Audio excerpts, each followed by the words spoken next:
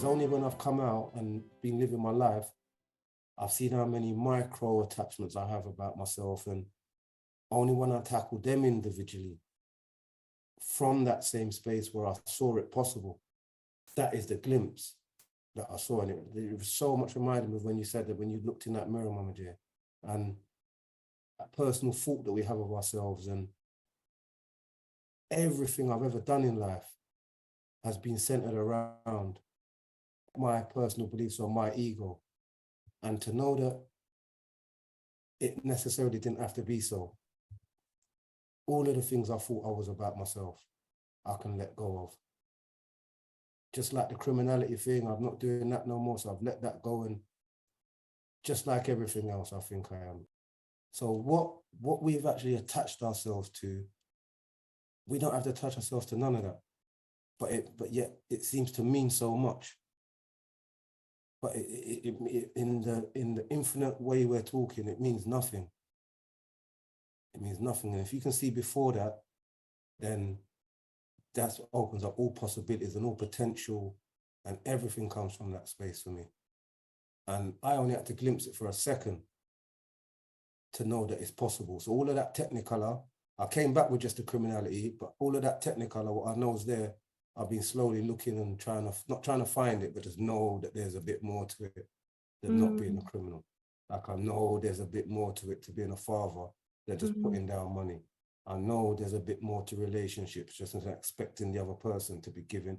I know all of those things.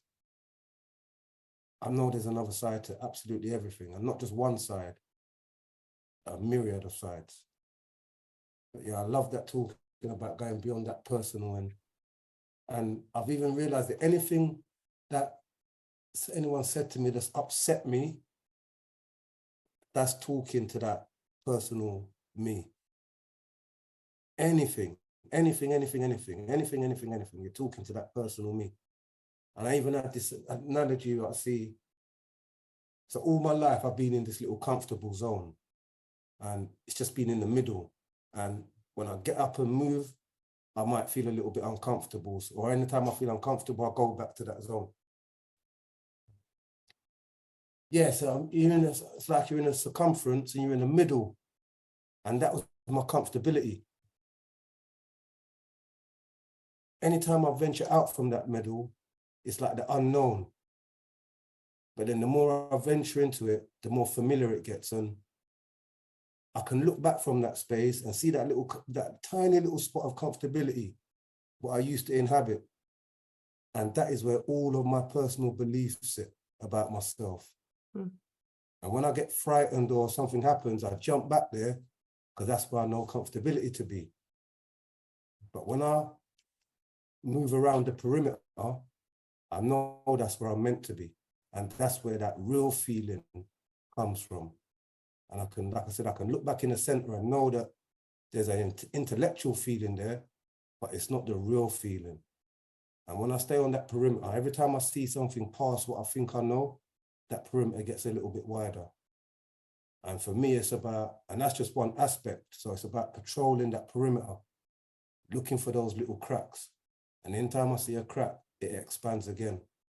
And like I said, anytime I'm on that perimeter and I get upset, my instinct is to jump back into that center.